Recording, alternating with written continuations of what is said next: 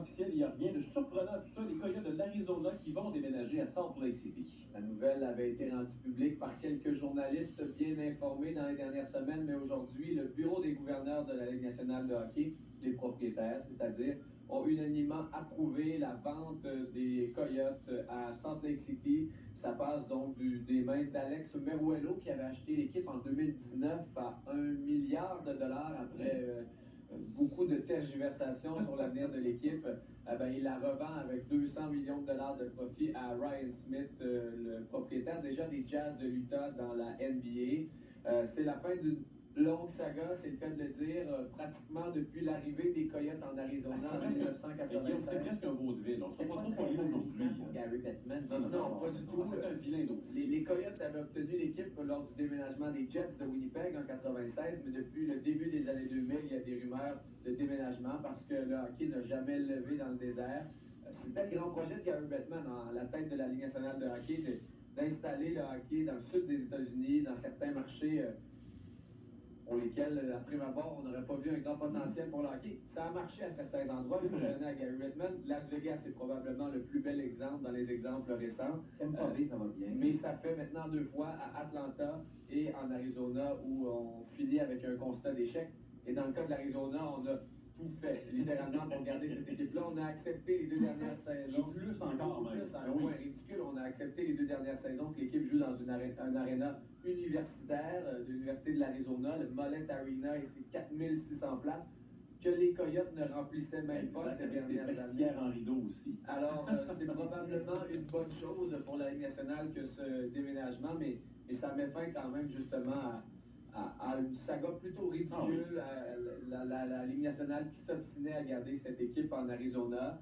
Et puis du côté de Salt Lake City, écoutez Guillaume, Salt Lake City avait déjà volé à Québec ses Olympiques en 2002, ses Jeux olympiques d'hiver. Maintenant, cette équipe que plusieurs ont souvent annoncé à Québec, où on s'est imaginé que le déménagement un jour serait à Québec.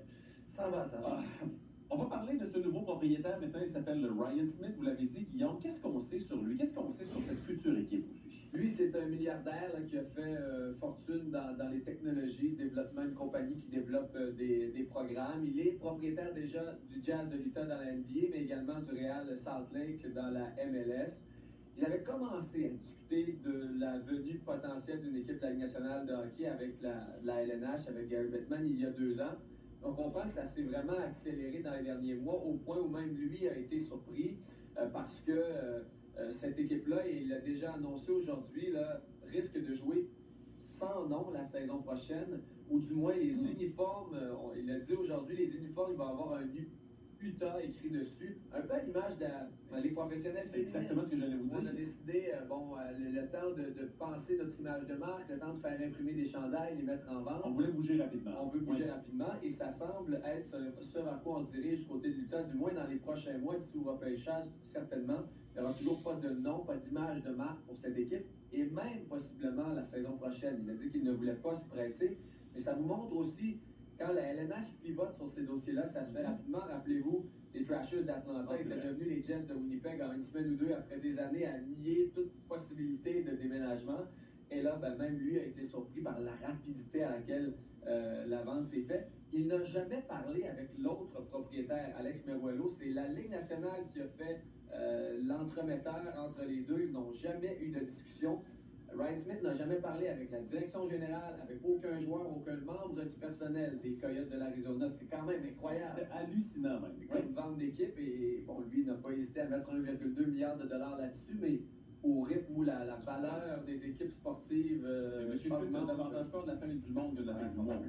On peut dire ça comme ça, mais il y a beaucoup de questions sans réponse, tout ça pour vous dire, avec cette équipe, parce que lui-même, j'ai l'impression, il y a quelques mois, peut-être même il y a 1 mois, ne pensait pas à avoir une équipe de la Ligue nationale l'automne prochain, tellement qu'il avait attiré, il avait payé les Kings de Los Angeles pour qu'ils viennent jouer un match ou 2 matchs pré-saison à Salt Lake City. Dans son cas, c'était sorti de sa poche, du gouvernement. Mais donc, s'il payait pour la venue des Kings à Salt Lake City, c'est qu'il ne pensait pas avoir une équipe. Et là, tout d'un coup, il se retrouve avec sa propre équipe de la Ligue nationale de hockey. Enfin, on va passer à un autre dossier. À tout le moins, c'est pas mal la bonne nouvelle dans cette journée-là. Guillaume, on va parler de basketball maintenant. Vous avez rencontré aujourd'hui Ismaël Diouf du Rouge et Or, qui qui est devenu la semaine dernière le tout premier choix du repêchage de la Ligue élite canadienne de basketball. Ismaël Diop, il y a quelques années, jouait au niveau collégial avec les Géants de Saint-Jean-sur-Richelieu. Il est originaire de là. Et il doutait même de pouvoir faire carrière dans les rangs universitaires. Après une mauvaise première saison collégiale, une première saison difficile, tranquillement, il est devenu un bon joueur de basketball collégial. Il a été recruté par le Rouge et Or. Et là, tout d'un coup, après seulement 2 saisons avec le Rouge et Or, il est devenu le premier choix de cette ligue professionnelle de basketball canadienne. Une ligue dont le calibre est de plus en plus relevé. On a vu un match des étoiles à Québec l'an dernier. Très intéressant. Très intéressant. C'est toute une affaire pour lui et c'est vraiment le championnat canadien qui a tout changé. 3 matchs. Ça a été 3 matchs pour Ismaël Diouf au championnat canadien. Il y a quel 3 matchs, hein? Où il a dominé, où il a été sacré joueur par excellence du tournoi, où contre toute attente, l'équipe de basketball masculine du Rouge et Or a mis la main sur le titre national. Il faut dire que c'est un joueur de 6 pieds 9, 215 livres, capable de tirer des 3 points, mais également de protéger le panier. Il n'y en a pas beaucoup des joueurs de ce gabarit avec ces capacités-là au Canada. Mais tout a changé durant ces 3 matchs, tant et si bien qu'il est devenu donc le tout premier choix de ce repêchage. La dernière fois qu'une équipe professionnelle montréalaise avait repêché un Québécois au tout premier rang d'un repêchage, c'est en 1972. Larry Smith avec les Alouettes. Et l'année d'avant... Larry Smith?